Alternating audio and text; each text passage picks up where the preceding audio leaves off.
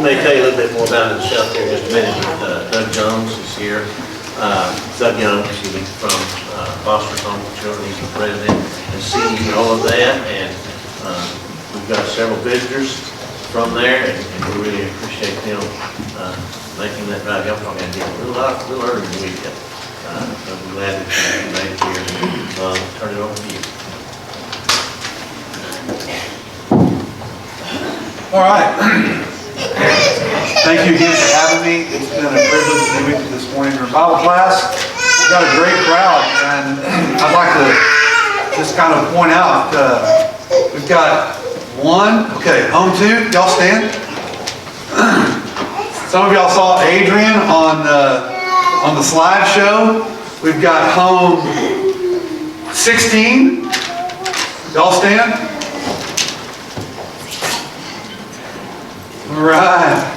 We got home 8. You want to stand? All right, and then we've even got caregivers here that are on their time off. Home 6.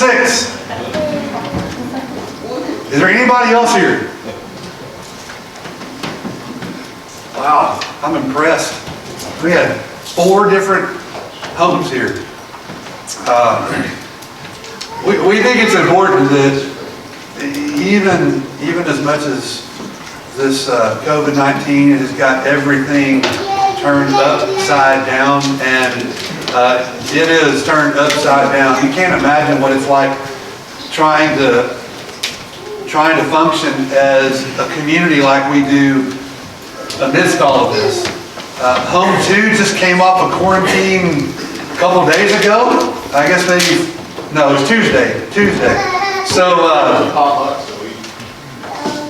yeah, well, y'all missed the boat. They're not having a potluck. Yeah. Look, I said it during team meeting Wednesday. Feel free to come, but they're not having a potluck. Y'all must have not been teamed in, but yeah. It really is complex. I would venture to say, I didn't do the math, but I would venture to say over half of our homes have been in quarantine, have had it. Some of them, complete homes, have had it. Some of them have just had maybe a caregiver or two. You know, it's been an interesting thing to navigate. Incredibly difficult, incredibly complex. We've had people that would be on quarantine, essentially working because we can't move kids out of there when they're technically supposed to be off. So it really is a mess, and compounded by the fact that we even lost a caregiver who was on a ventilator for 5 weeks. So there's no book, and there's no manual, there's no YouTube video that will tell you how to operate amidst all of this. We're all kind of just putting one foot in front of the other and trying to get there as best we can. You know, we're all hoping for something to change. We're hoping for a vaccine. We're hoping for something, whatever it takes to turn the corner, because it's a struggle. And it's a struggle for a lot of us who maybe are a little extroverted and like to engage people, and we're not a fan of elbow taps, and you know, you might be a hugger like me and you just feel like you're on an island, like you're the pariah of all things, and so it's just, you know, we're praying for something to change. Let me say this, because I've been in a lot of churches, seen a lot of things done, but I thought this was really cool. And to watch everybody just kind of come up and bring all of this was really cool to see. And so thank you so much for doing this on your children's home day. All right, I made mention of this during Bible class. This is something that every time I'm in a church for the first time, this is a message that I'm going to give. So you're seeing me, meeting me for the first time, and so you're getting this just like every church that's come to know me for the very first time has heard. Okay? And I'm going to share this with you because I think it's important. I grew up in the Churches of Christ. I know that when we talk about supporting things, I support this children's home, or I support this missionary, we all know what we're saying, right? That means once a month, or maybe once a year like you do, you send a check, and you know back there in the back of your mind that it's hard because you want to be more involved, but you know it's hard. There's logistical issues, there's distance, there's so much that's complex. And you know you want to do more, and you know that the check matters, but you wish there was more to it. And support is such a vague term, but we all know what we're talking about when we say it. I mean, there is no misconception. You want it to be more, but you know what's new. And I'm going to ask you this morning, I'm going to challenge you this morning to do something with me. I'm going to ask you to abandon that word, support. To give it up. Maybe in your personal life, your family life, but most certainly in your church endeavors. And I'm going to ask you to choose a term that I think is better. And I think it behooves us. If we, in the world that we live in, if we find something better, a better TV, maybe a better vehicle, maybe a better home, isn't it, in the world we live in, if we find something better, we're very inclined to embrace it. We might save some money to buy it. We might, set something aside so that we can have it because it's better. I mean, why do we upgrade our phones about every year? Because something better is coming. And there's wisdom in that. There's wisdom in that. There's also danger. There's a lot of risk. But there's wisdom in it. And so I'm going to ask you to set aside that word in support. And I'm going to ask you to choose the word invest. And because we're a people who believe that we ought to have a biblical precedent for things, I'm going to also make the case, not just based on what is, for the most part, anecdotal for me, the evidence being anecdotal, but I also believe that the Scripture backs it up. I will also make this caveat. It's not a perfect way of speaking about things. It's really not. It's not a perfect concept. Because investing is risky, right? But I'm going to, maybe not the best analogy to use, but it works. I would wager that almost all of us invest in some way, shape, form, or fashion monetarily. Maybe you dabble in the stock market. Maybe you don't. Maybe you're just kind of a mutual fund person. Maybe you're a bond person, but you're a little more conservative in that regard. But I don't think anybody for the future is just storing away money underneath their bed and hoping and praying that that money turns out to double over the course of time. I don't think anybody does that.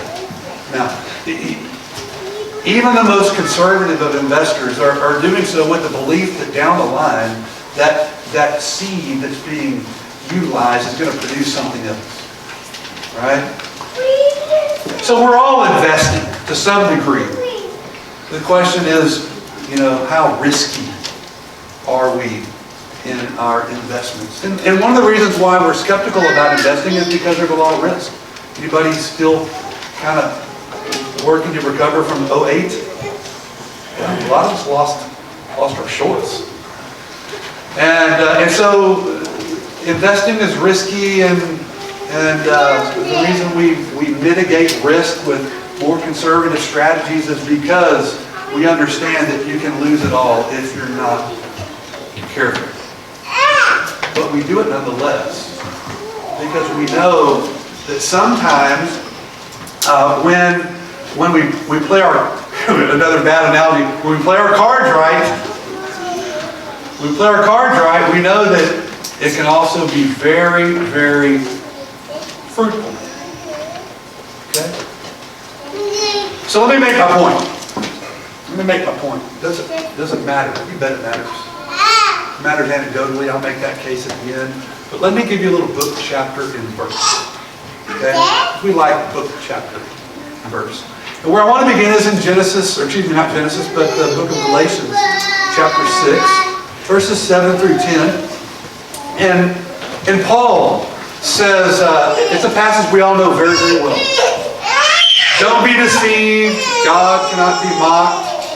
A man reaps what he sows. Whoever sows to please their flesh from the flesh will reap destruction. Whoever sows to please the Spirit from the Spirit will reap eternal life. And then he says this. So let's not become weary in doing good, for at the proper time we'll reap a harvest if we do not give up. Therefore, here's the summation.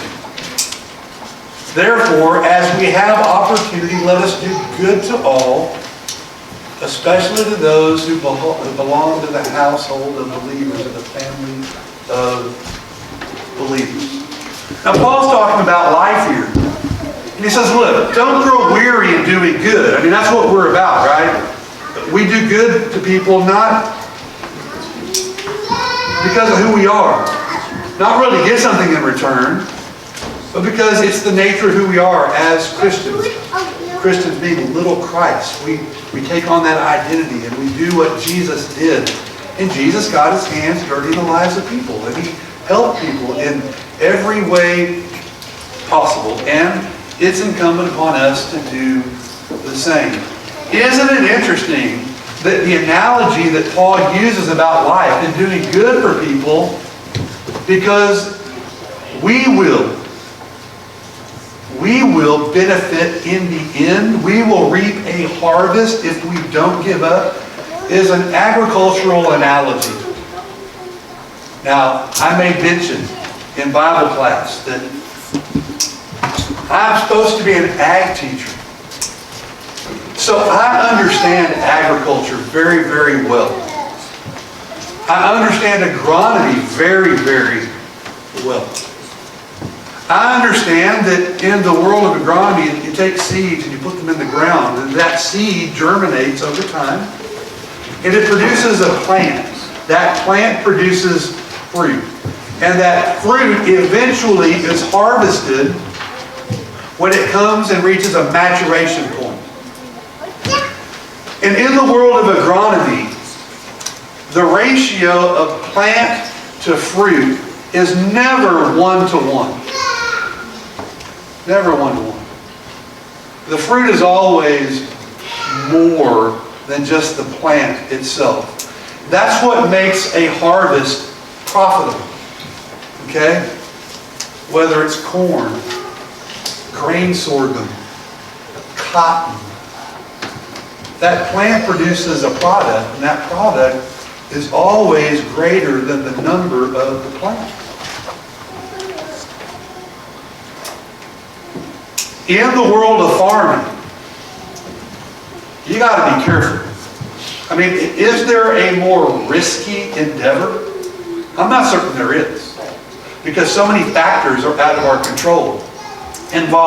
We can purchase center pivot irrigation systems or any number of form of irrigation systems out there to mitigate against the risk of drought. Even then, you're still at the mercy of the elements. Got good friends, live down in Woodsboro, Texas. Hurricane Harvey hit, destroyed millions worth of crop. Oh yeah, they had insurance and they were able to rebound. But Hurricane Harvey destroyed millions worth of cotton for them. And we say, it's such a risky endeavor. You probably ought to get out of cotton farming. No, it serves a purpose. And it has sustained them for multiple generations. It's profitable, but it's incredibly risky. You can lose it all. And so they persist. They plant those seeds, they let those seeds germinate, they eventually harvest the product of those seeds, and they experience, for the most part, with regularity, profitable harvests, despite the risk. And that's what life is really all about. It's about planting seeds in the lives of people. Sometimes they work, sometimes they don't. But just because every so often we get burned in life, it doesn't mean that we quit helping people. You can't afford to do that. Our identity is what supersedes the very actions that we're doing in the lives of people. People come knocking on the door of the church building, needing a handout. Oh, we were so skeptical. They're probably just going to use it and go buy beer. They're going to use it and go buy liquor. They're going to use it and go buy smokes. So let's not even go there. It happens all the time. It's been 15 years in church work. I know it happens. I know it happens. But we don't do that just because somebody might take advantage of us. Because at the core, it's what we're supposed to be about. And that's why Paul says, look, don't grow weary in doing good. You'll reap a harvest if you don't give up. That's the way life is. But it begs the question, I wonder where Paul got this analogy. Now, Paul used agricultural analogies all the time. But have you ever wondered where he might have gotten it? I think, and I wouldn't bet my paycheck on it, but I think I know where he got it. Okay? I think he got it from Jesus. And so in Matthew 25, Jesus tells a parable, tells a series of parables, in fact, in what we refer to as this Olivet Discourse. One of them we know very well. We call it the parable of the talents. And of course, a talent was actually an amount of money. A bag of money. You go, well, how much was that bag of money worth? Well, that bag of money wasn't insignificant. That bag of money was tantamount to a year's worth of wages for a laborer. How many of us are really prepped to not work for a year and say, I can survive no paycheck for a year? Some of you might have done a good job when you were younger and can navigate through that with ease. A lot of us probably can't. Not without maxing out every bit of credit card limit we have. Probably couldn't do it. So a year's worth of salary for somebody is pretty significant. And so in this story, what you have is you have Jesus talking about a guy who's employed 3 different stewards, 3 different money managers. And he gives one talent, he gives one 2 talents, and he gives a third 5. Now, what I like to do is I like to bring this home to us. Let's suppose in 2020 a laborer made 25 grand. Let's make it more modern and say this boss gives one of his employees $25,000. Another he gives $50,000. And then to another he gives $125,000. And then he leaves. Goes on vacation. Eventually he comes back, and we get the sense in the story that there was this implicit expectation. After all, they were stewards, and that they were caretakers of what they'd been given. And there's this implicit expectation that they were to do something with what they'd been given. And so the first guy, that had been given $125,000. Okay? He shows up at his boss's office after he returns from vacation, and he's got $250,000. He doubles what he's been given. And the boss says, woo-hoo-hoo, you're getting a raise. Well done, good and faithful servant. Props to him, right? He's done what was expected. The other employee, been given $50,000. He shows up at the boss's office. What does he have? He's got $100 grand. And the boss has doubled another investment. Well done, good and faithful servant. You're getting a raise. Then the third guy, the one that had only been given a 25 grand. He comes back and he's got 25 grand. He's got what had been given. He didn't lose it. He just did nothing with it. And the boss says, "Oh, you're fired. I've got no use for you." He's like, "Whoa, whoa, whoa, whoa, whoa, whoa. Look, it's like there's a reason for this." He says, "I knew you were a tough boss. I knew you were a tough boss." And I want you to listen to how Jesus says it, because this is exactly how he says it. He said, "I knew you were a tough boss, that you reap where you do not sow, that you harvest where you did not scatter seed." Interesting analogy, isn't it? Why? If you've got your Bible open, you see. That's exactly what he says. You reap where you do not sow, you harvest where you do not scatter seed. And so, I buried it in the ground. And don't let that little tidbit of information escape you either. He buried it in the ground. And when you were coming back, I went ahead and dug it back up. It's like a seed that didn't germinate, wasn't tended to, and here's your 25 grand. And he's fired anyway.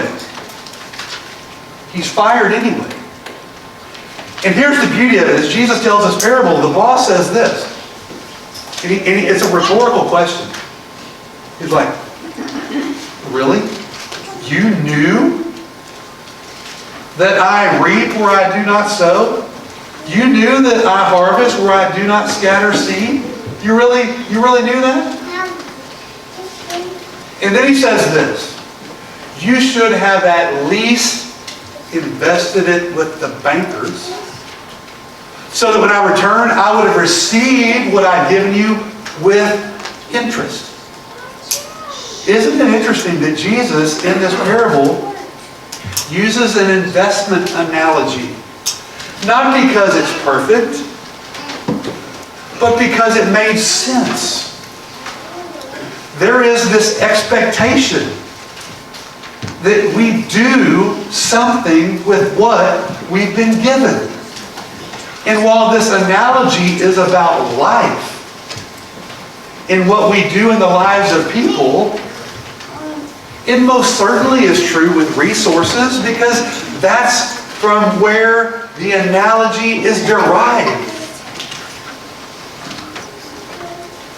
The agricultural thing is where it got started, but Jesus took it in a different route. Why? Because that's what we come to understand, that's what we come to know in life in general. And that's exactly what we're doing in life. You plant a little seed in the life of your kid, and you hope and pray down the line that seed germinates and produces a fruit. Isn't that why we do what we do? We don't do what we're doing in the lives of our kids right now because we expect something right then and there. We just hope and pray. We look through the lens of faith and we hope and pray that God provides an increase when they're older. It's one of the reasons why we always say, and I do it all the time. I've done it with some that sit here. Just bear with us. We have already been where you are now. Just trust us. Because we know we have been there. And we know what the likely outcome can be, because a lot of us have already been down those roads, right? And that's exactly what we do. We plant seeds and we hope and pray that they'll just trust, that they'll germinate, because we understand the good that can come, right?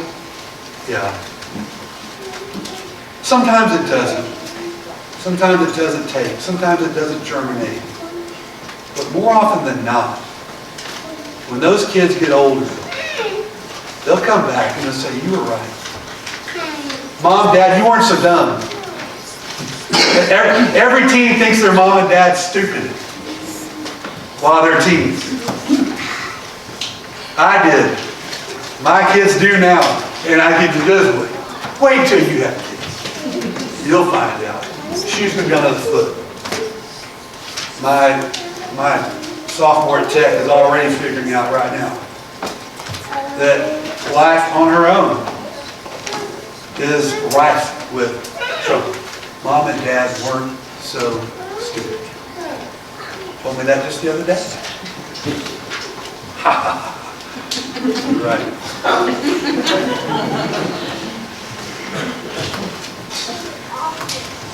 Isn't it interesting? Jesus uses investing as an analogy for life. Hey, if it's good enough for Jesus, it's good enough for me. Jesus never talked about supporting children's homes. Never talked about supporting missionaries. He did use the term invest to talk about what we're doing. And think about it for a minute. In your personal life, in your church budget, you take these seeds and you're planting them here and you're planting them there. And what you're doing is you're hoping that they germinate. And you may see a product in your lifetime, you might not. But through the lens of faith, aren't we all doing that very thing? I think Paul's the one who said in 1 Corinthians chapter 3, I planted, Apollos watered, but God gave the increase. Increase? What increase?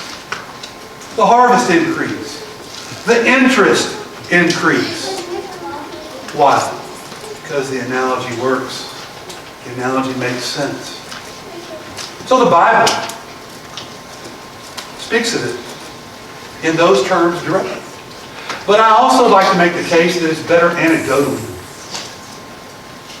It's better anecdotally to say we are investing in our kids. We are investing in missionaries. Let's suppose this.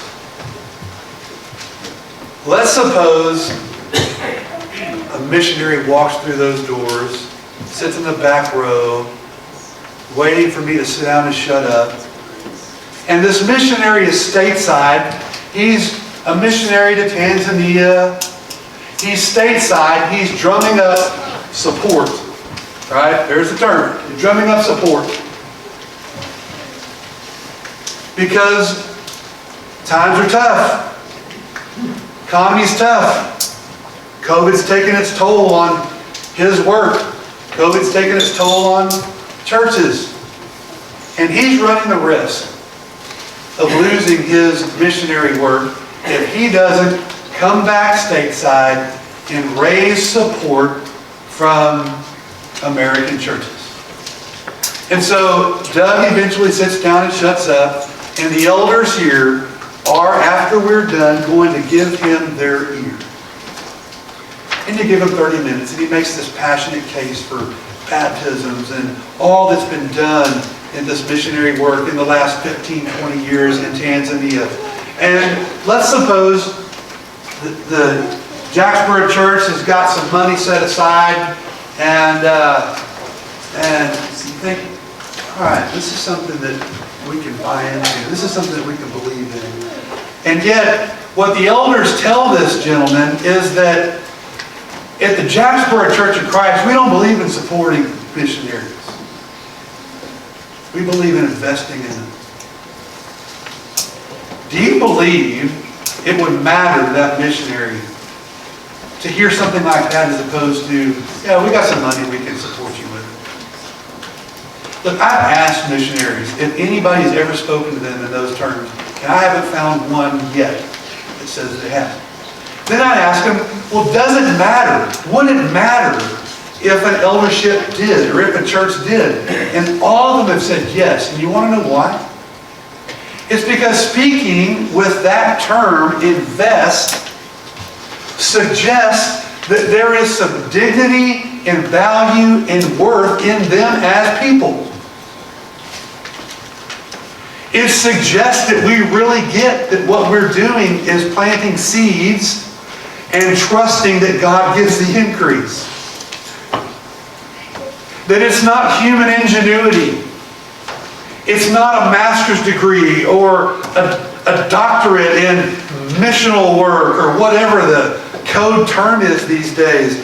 It's not that that's what matters. What matters is that we trust that God provides. That we trust that faith is how things are changed in the world.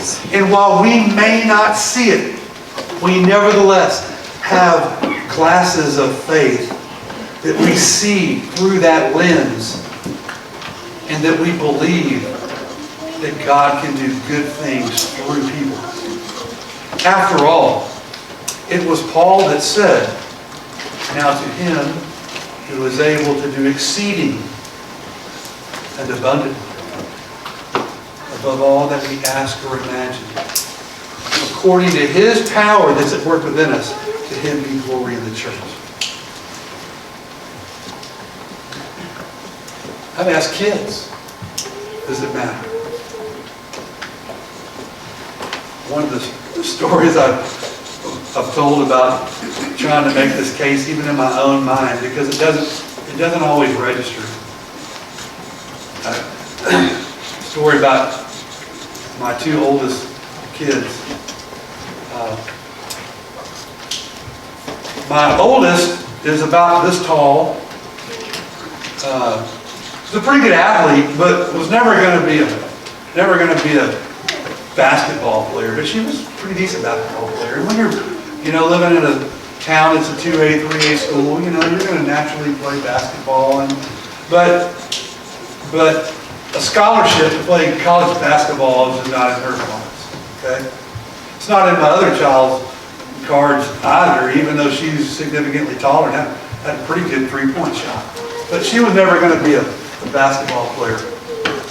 We go to church camp, and one of the counselors at Camp Bandina, the session we went to, Misty Wilson, she goes to church with us at Graham Street. She's the girls' basketball coach at Tarleton. We're at church camp, and we had a great week, and later on in the year, we get this email from her saying, "Hey, why don't you send Haley and Abby to Our Lady Texans basketball camp?" What a great idea. How much is it? It's like $300. It was a couple days. And I'm like, oh man, that's $600. And there's a lot we can do with $600. Now, we're like a lot of you. Sometimes what we feel like what we're doing with our money, we're just like throwing it up into the air, right into the... And in my mind, that's exactly what I felt like I was doing by sending my two kids that are going to play basketball at the next level, sending my two girls to this basketball camp at Tarleton. It's like $600. But I got to thinking about, well, maybe there's more to this than just basketball. I mean, here's a great basketball coach. He's a great person. Been through a lot. A great counselor at camp. Become a friend. And here's a great opportunity for my girls to learn a little bit of life from her.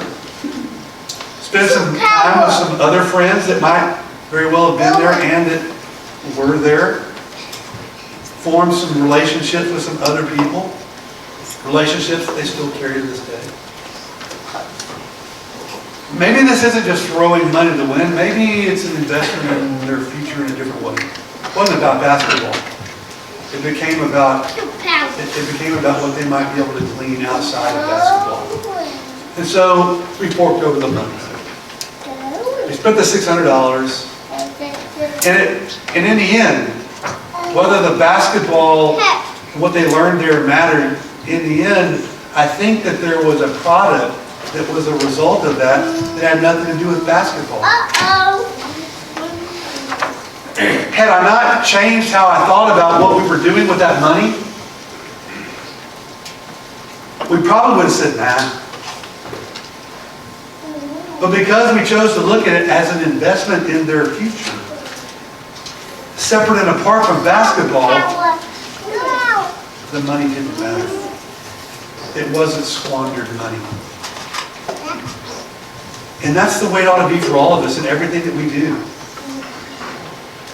Our youth in our churches, what we do for them as a church ought to be an investment in them.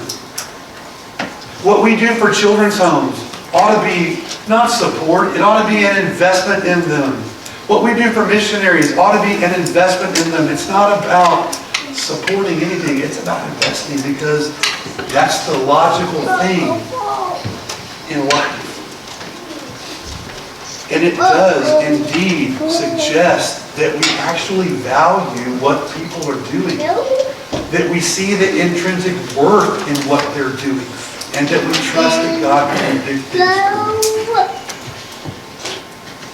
It matters. What you do for fosters is an investment in hope. You're giving kids hope.